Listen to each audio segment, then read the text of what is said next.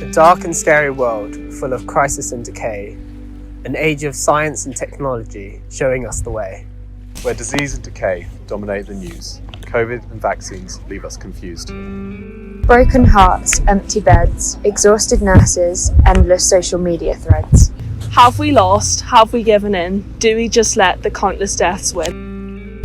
Where is our hope with so much to dread, when all that was normal is turned on its head? Is there any hope? Defined as a feeling of desire for something to come, an expectation of goodness, but who knows where from. Joe Wicks at home PE sessions, Sir Tom Moore's charity lessons, laps around the yard for the NHS working so hard. Maybe the answer is amongst woman and man, amongst ministers and presidents saying they can provide a safe solution to combat the fear, a lockdown or isolation that lasts all year. But where do we look for hope beyond death?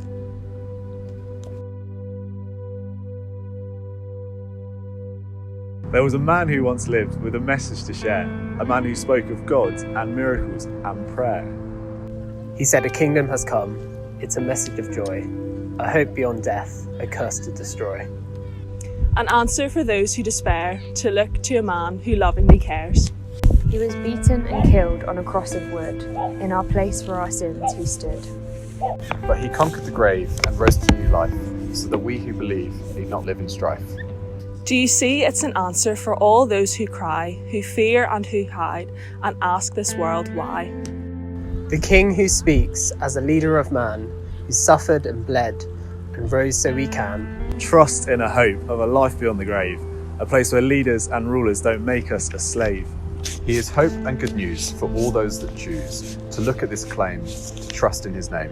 It's up to you to decide to climb the slope, to see that the Lord is our living hope.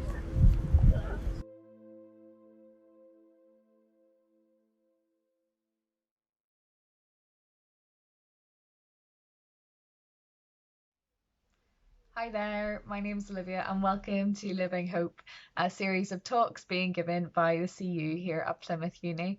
Tonight we're going to be looking at, is Jesus still relevant today? But before we do that, we're going to hear a short testimony. Hi, my name's Molly and I'm in my third year doing a primary teaching degree, and I just wanted to share a little bit about my story and also what Living Hope means to me. So I grew up in a Christian family and we went to church most Sundays. It was a very quiet, small, rural church and I enjoyed it when I was younger, but as I started to get older, I really resented going and my parents used to have to drag me out of bed. And when I was about 13, they gave me the choice whether I could stay at home or keep coming to church, and it was not a difficult decision for me. I followed in my older brother's footsteps and stayed home every Sunday, and I was just really grateful for the lion, to be honest. But I kept going to youth group. I had a few friends that went there. It was very small, but I enjoyed going just to play some table football and to get some free food and to see my friends. And we kept going, and when I was about 16, our youth leader at the time told us about a festival called Soul Survivor, and I'd never heard of it. Never seen anything like it. She showed us a promo video and we were like, wow, that's so cool, we should definitely go. But we really weren't interested in anything to do with teachings or worship. We just thought it looked really fun. So we booked it, and then we found out that our youth leader was pregnant and she couldn't take us. So we had to link up with a much bigger church and a much bigger youth group that we'd never met before, and we had to go with them. And we arrived and we were a bit scared and shy and kept ourselves to ourselves. And I remember being at the first meeting at Soul Survivor and just being so freaked out. People all around me were just experiencing the Holy Spirit, and it was sort of reflected in different ways. Some people were screaming, some people were laughing, people were falling to the floor, people were crying. And there were quite a lot of people from this bigger youth group that were really on fire for Jesus, and I just never seen anything like it, and I just thought it was really weird and really strange.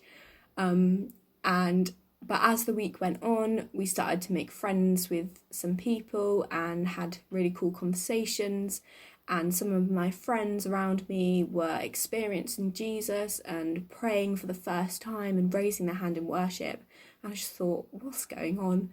And on the last night, we were having a time of prayer and reflection, and I was just led down on the floor, and I just opened out my hands and just said, Jesus, if you're there, if you're real, please reveal yourself to me now, Lord.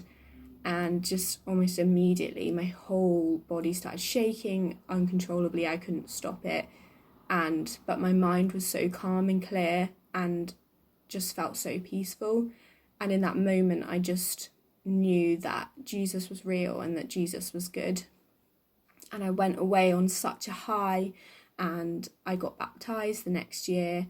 And I think in my head I thought, wow, now I have Jesus, nothing's going to go wrong, and I'm just going to be happy for the rest of my life, and it'll all be good. And that sort of brings me on to what living hope means for me. I think as I got older and as you experience life, you realise that just because you're a Christian, it doesn't mean life's going to go how you want it to. And often our plans don't go the way we want and things go wrong. And we do feel hopeless sometimes. And I've often been left thinking, like, why, Jesus? Why have you done this? Why have you not allowed me to do this thing? Why have you not given me what I wanted? And it's really in those moments that I've come to realise who Jesus is. He hasn't promised to give us what we want, and he hasn't promised to fulfill our earthly desires, but he has promised that he is good and that he's for us and that he's here. And that just brings me on to a Bible verse I wanted to share from Deuteronomy 31 verse 8. And it says, "Do not be afraid or discouraged, for the Lord will personally go ahead of you. He will be with you. He will neither fail you nor abandon you." And I think that just summarises what Jesus is for me. He's that living hope that even when things don't go your way, he's there, he's gone ahead of you, he cares for you, he knows what you're thinking, he knows your thoughts, he knows your heart. And that's just what living hope means to me. Brill, thank you for that. Now we're going to hear from Simon from Redeemer Church, who's going to bring us our topic for this evening. I hope you enjoy. Hi, welcome along to the University of Plymouth Christian Union's latest event, exploring and looking around ideas and questions of faith and belief, worldview, whether the teachings of the Christian faith still have any relevance or impact today. In fact, that's the very question we're going to be looking at in this session. Is Jesus still relevant today? My name is Simon Thomas. I'm married, I'm a dad, I live in Plymouth. I work both for Redeemer Church here in Plymouth and also for a charity called Aggies that seeks to offer pastoral support and practical help for the Royal Navy, the Royal Marines and their families. I'm a Christian. I have been since the age of 13 or 14. I have always attended church, so it probably won't come as a surprise for you to hear me to say that I think, yes, Jesus is really relevant today. I also buy my food in Greenbank Aldi. I buy my clothes in Drake's Circus Primark, unsurprisingly. I walk along the Hoe. I explore Dartmoor. How does Jesus in any way, shape or form impact that side of life? Well, before we get to the heart of the question, there are two very brief side questions that I think it's helpful to ask. Number one, was Jesus real? And number two, what version of Jesus are we talking about? Now, both of those questions are seminars or talks in themselves, but whilst trying to avoid kind of going down too many cul-de-sacs or rabbit holes, let me, as briefly as I can, answer them. First question is, was Jesus real? Well, every real historical figure of note has historical evidence to verify their existence. Pharaohs have their names inscribed on tombs. Caesars have their statues in cities. Queens have their paintings in palaces. For Jesus, most of the evidence comes from literary sources, both religious and secular. Obviously, the Bible mentions Jesus once or twice, and famously the Jewish historian and author Josephus, the Roman historians Tacitus, Suetonius and Pliny give an account of Jesus as well.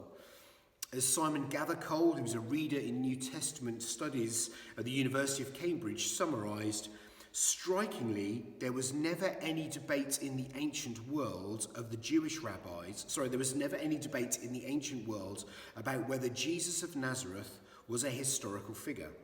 In the earliest literature of the Jewish rabbis, Jesus was denounced as the illegitimate child of Mary and a sorcerer. Among pagans, the satirist Lucian and philosopher Celsus dismissed Jesus as a scoundrel, but we know of no one in the ancient world who really questioned whether Jesus lived and died. The more interesting question, which goes beyond history and objective fact, is whether Jesus died and lived. So straight off the bat, it's safe to say Jesus was a real person. There is very little meaningful debate on that issue. So the next question is, which version of Jesus are we talking about? When we look at all sorts of media portrayals of Jesus, we have Jesus, the blonde-haired, blue-eyed sandal wearer. We have Jesus, the homophobe, calling people evil and perverted. There is Jesus, the moral guide and teacher. Jesus, the crazed first-century hippie preacher.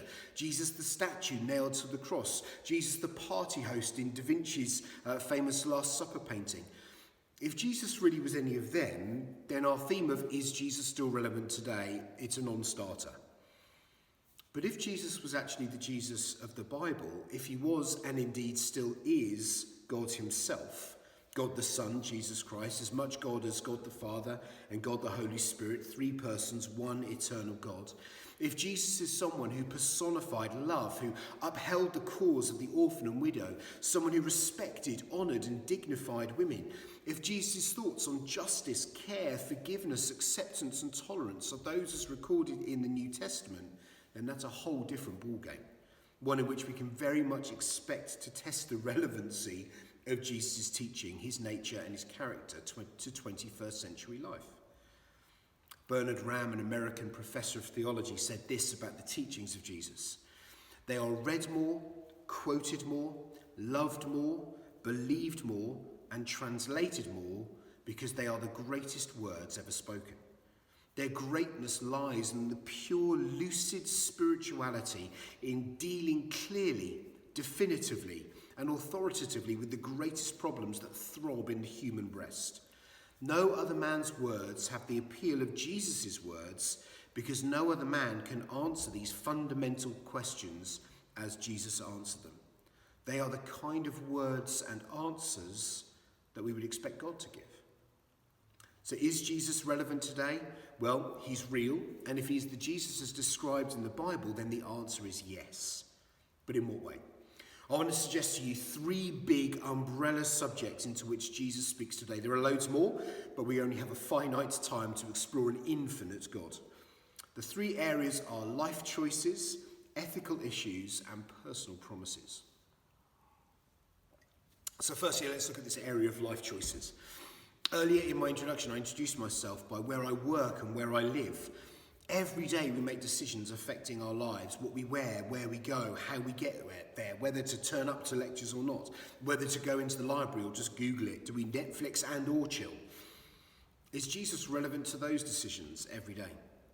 Does a Christian wake up in the morning and open their Bible hoping that through it Jesus will speak to them about what to buy in Aldi for dinner that day? And they flick to Ezekiel chapter 4 and it says, "Take wheat and barley, beans and lentils and use them to make bread for yourself," verse 12, using human excrement for fuel. And knowing that not even Aldi sell that in the middle aisle, they turn then to Daniel chapter 1 verse 12. "Please test your servants for 10 days. Give us nothing but vegetables to eat and water to drink." And so begins Veganuary again. The Bible, the recorded words of Jesus, God himself, doesn't necessarily give us the day-to-day specifics of exactly what to eat or what to wear. But it does give very real and very relevant practical wisdom to help us make good and right choices about so many different things.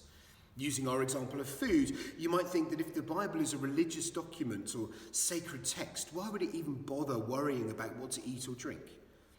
Well, in part with both food and physical health being fundamental to our well-being, and with God being described in the Bible as a caring father, a passionate parent seeking to look after us, it makes perfect sense that even in the most fundamental area of life, Jesus speaks relevantly.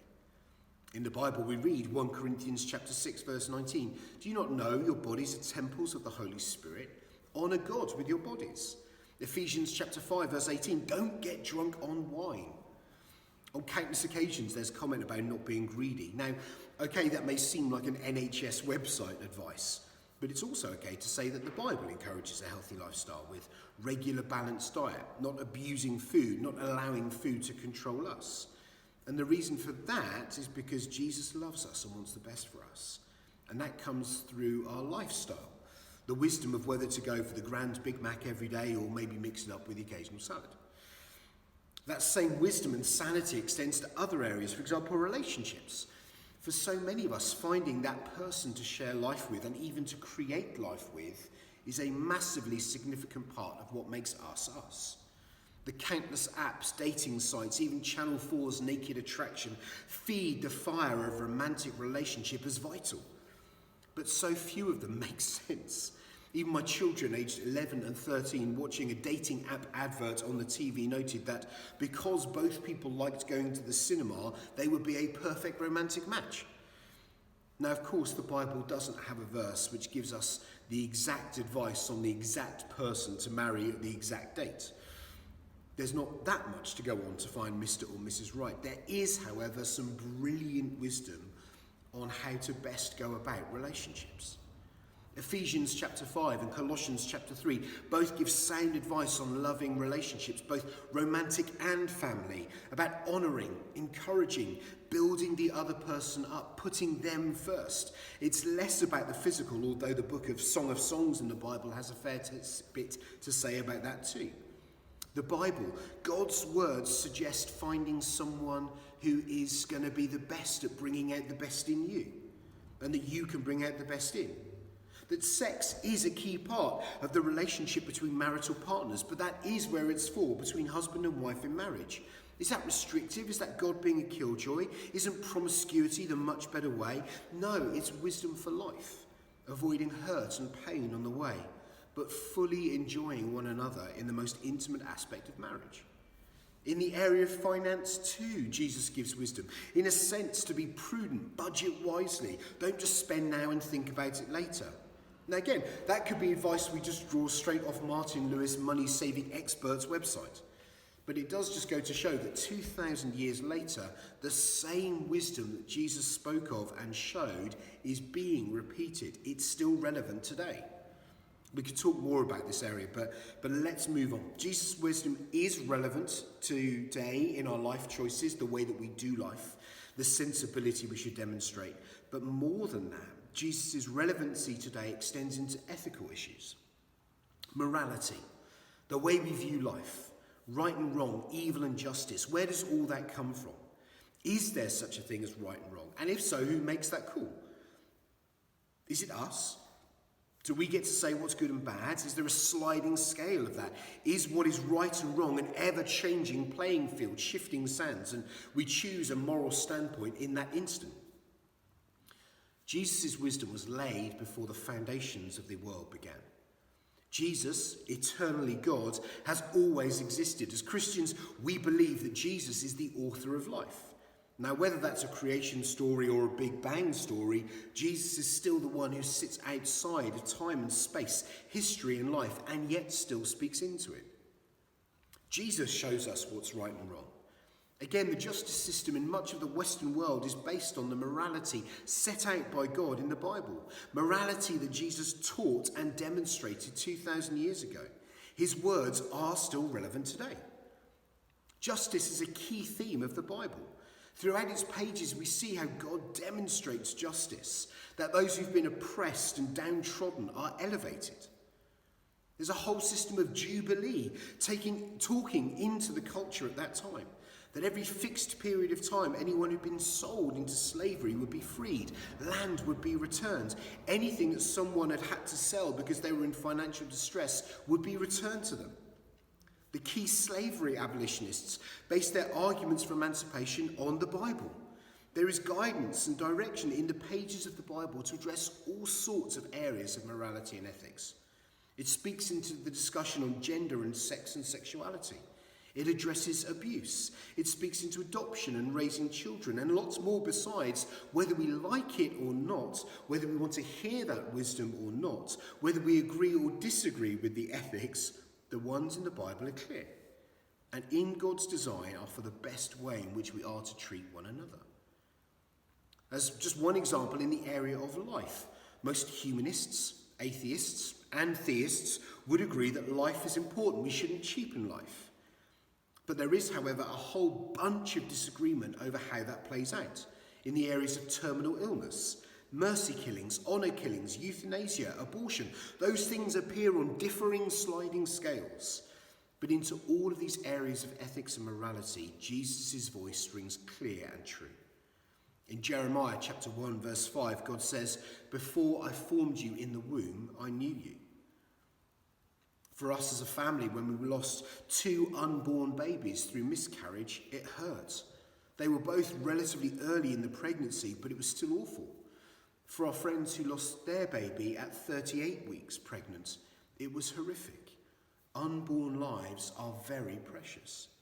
At the other end of the spectrum, in Psalm 139, verse 16, "Every day ordained for me were written in your book before one of them came to be."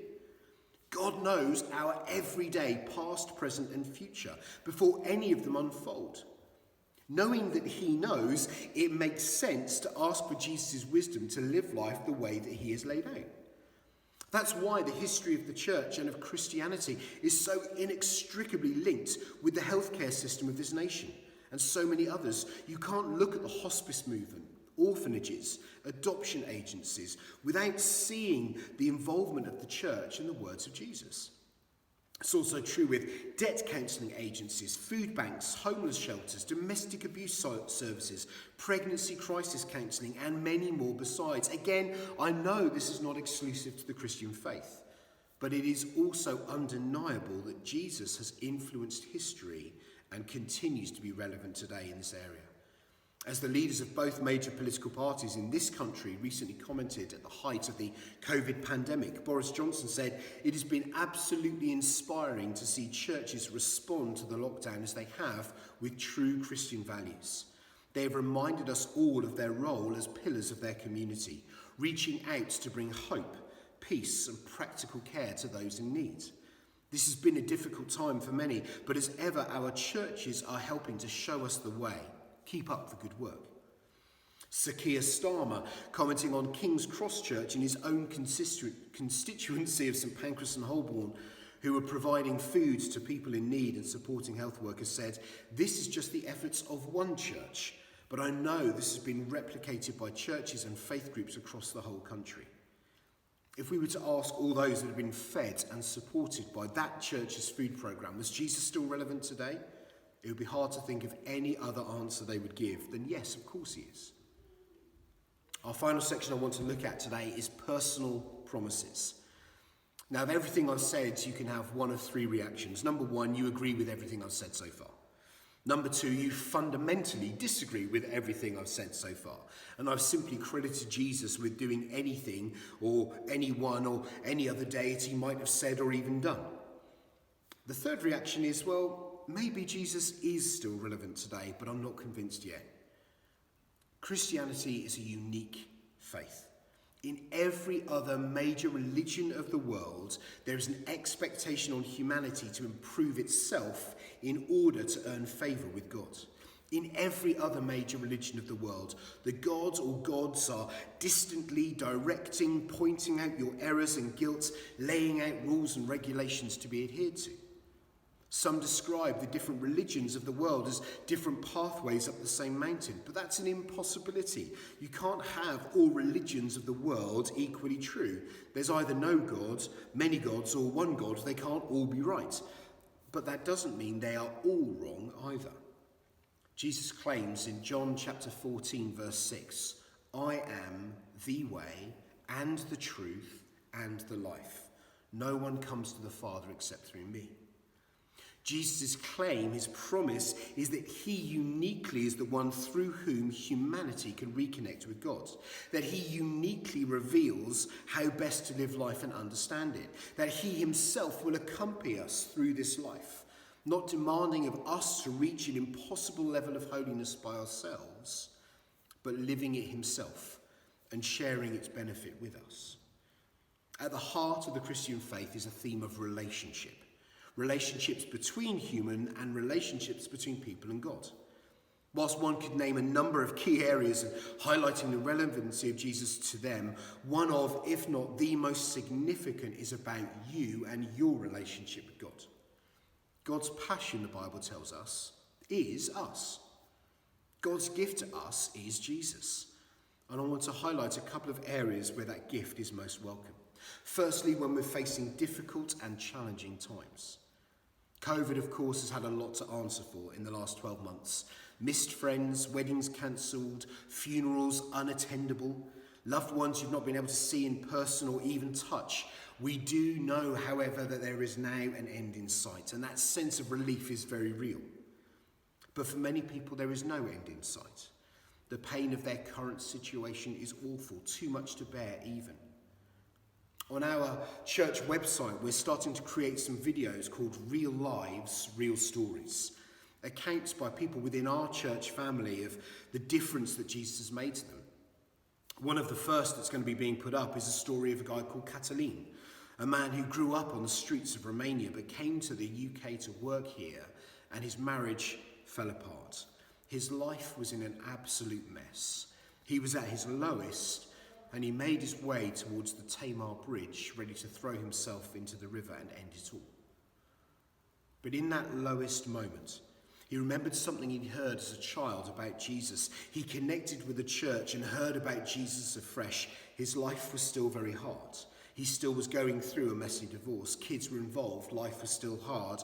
But knowing that Jesus was with him in those moments gave him fresh hope, strength and courage, teaching him patience, kindness, forgiveness. Sadly, the marriage still failed. Life is still challenging at times, but Cătălin knows the promise of Psalm 23. Even though we walk through the valley of the shadow of death, there God's rod and staff comfort us. His shepherding ways look after us. Jesus knew what suffering meant. He experienced it himself and promises to walk us through those difficult times, to deliver us from hard times. Similarly, a friend of mine called Luke, aged 15, was extremely unwell, diagnosed with ulcerative colitis, meaning that ultimately he had to have an operation to fit a stoma and a colostomy bag. As a young man who loved sports, was enthusiastic and loved life, the idea of living life with a bag attached to you in which you defecate and had a nasty habit of leaking was very hard. Even harder was the attempted surgery to mend the insides and avoid the need for a colostomy bag, which went horribly wrong just a couple of weeks before his wedding day, meaning he very nearly didn't make it to the altar. Released from hospital just in time, his life has continued to be a challenge and fight over the issue. But his comment to me a few years ago now was, some people say, how can I believe in a God when I suffer like this? I tell them I don't understand how people can face this challenge or face suffering without the close companionship of God. Luke still wrestles with this whole issue, but if I were to ask him, is Jesus still relevant today? His answer is unequivocally yes. The second area in which God's gift to us in the person of Jesus is a wonderful addition is to help unveil our true identity. In another one of our video series, we have a lady called Bernie. She's been on a journey of discovery of faith for the past 4 decades. Having found the answer for herself in Islam, she lived for nearly 20 years as a practicing Muslim. But still not quite settled though, she continued to seek answers to the biggest questions in life. And she came to the Bible, and there she found the answers she was looking for. The Bible tells us in Psalm 139 that God created us, knitting us together for purpose, with intention. None of us are a mistake according to God, despite what anyone else might have told you. God has plans, purpose and vision for each of us as part of his family. For some of us, many of us, possibly even all of us, as we go through university, we're continuing to ask the big questions. And hopefully we'll get some of the answers to why are we here, what's our purpose. Our friends, our family, our future careers, all of those are important things. However, they're just part of the answer. When I introduced myself earlier, I mentioned my work, my key relationships. I am a husband, but I sometimes let my wife down. I'm a dad, but sometimes I don't always do the best job for my kids. I'm an employee, but sometimes I don't always give my best at work. But I'm still a dad, I'm still an employee, I'm still a husband. My identity is more than all of those things because my identity, first and foremost, is revealed by God through Jesus to be a part of his family. I am a child of God, the Bible tells me in John chapter 1. When I'm a good dad, I'm a child of God. When I'm less of a good dad, I'm a child of God. When I'm an amazingly chivalrous, romantic and master chef of a husband, I'm a child of God. And when I don't honour my wife as I should, I'm a child of God. Jesus is relevant today because he reminds us of who we really are and how to be a better husband, dad, son, brother and the rest. Ultimately, the relevancy of Jesus goes way beyond today. The promises of Jesus, his claims are eternally seated and eternally validated. God himself, fully divine, became fully human at the first Christmas. Not a demigod like Hercules, half God, half human. Not a divine prophet, as is the claim of Muhammad. Jesus was fully God and fully human. The importance of that centres on the first Easter weekend. Of all that is known of Jesus, perhaps most famous is his death. Crucified on a Roman cross, a slave's death for the proclaimed King of Kings. Found guilty in a kangaroo court, whipped or scourged with a flagellum anything up to 39 times, and then nailed to the cross, right arm first through radius and ulna, then second arm, and finally the third nail through both feet, allowing enough weight to be borne upon them to still breathe, until finally, as your energy gave out, you would slowly suffocate as your own blood filled your lungs. An excruciating, literally crucifixion, excruciating death. But why? Jesus, being fully God, had never done or said anything wrong. Not even an unpleasant thought had crossed his mind. The only people he had seemingly upset and offended were the religious ruling elite. It all stems from God's rescue plan. Every human being that has ever been has sought to be in control of their own lives. They desired to be selfish, about self, about me. How best can I benefit myself? But that life replaces God at the centre life, which is how life is best lived. Rejecting God's way, living life in opposition to God is described in the Bible as sin.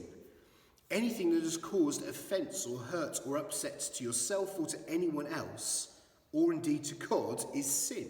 And sin creates a barrier between us and God, an eternal barrier that is uncrossable and unassailable. The rebellion against God has consequences. For all wrongdoing, justice is required, and for an eternal rejection of an eternal God, there is an eternal punishment. But Jesus' death on the cross paid that punishment price, which is death. Eternal God settled the debt owed by humanity through Jesus, fully God and fully man. He made forgiveness possible. He made freedom possible through a new start. And because of his resurrection, his coming back to life, he proved that eternal life and eternal relationship are possible with him. All it takes is an acknowledgement of our need for forgiveness, to ask for the new start and allow him to be the centre point of our lives. And it is his promise that anyone who calls on the name of the Lord will be saved, will be eternally delivered to a place where there is no more COVID, there is no more sickness of any type, no more pain, no more mourning, no death. All traces of anything unhelpful, unkind, and unwise is eradicated. However, eternal paradise is where we will be when we close our eyes to this world. That is why Jesus is relevant today and every day, because through him we can discover what life is really all about. So to finish, is Jesus relevant today? Yes, he is, because he is eternally relevant. He is the same yesterday, today, and forever, the Bible tells us in Hebrews chapter 13, verse 8. He has always been and will always be. He is before all things and after all things. And because he is God, as C.S. Lewis, the author and English scholar, suggested, Christianity and Christ himself, if false, is of no importance. If true, it is of infinite importance. The only thing it cannot be is moderately important. Either Jesus is relevant today because he is eternally relevant, or he is completely irrelevant. His birth, life, death, resurrection and ascension, the 33 years he spent on this planet, have so fundamentally impacted and affected every nation, every human who has lived since that time. It is definitely implausible and almost certainly impossible to say anything other than yes, Jesus is relevant today. And I would encourage you to explore the person and claims of Jesus Christ for yourself. Get along to a church, chat to one of your friends from the Christian Union, do an Alpha course or anything similar to that with an open mind. And you too may discover and experience for yourself the way, the truth and the life through the person of Jesus now and for all eternity.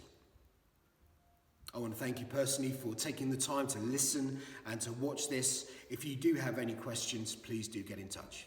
God bless you. Thank you. Brilliant. I just want to take a moment to say thank you to Simon for bringing that to us this evening. If you want to find out any more about the CU, what we're doing, the talks that are yet to come, or even look at the talks that have already been, check out this YouTube channel, but also in the description of this YouTube video you'll find links to our social medias where you can ask any questions you may have and find out a wee bit more. We hope you've enjoyed being with us this evening, and we look forward to hopefully seeing you again at some of the other talks. See ya.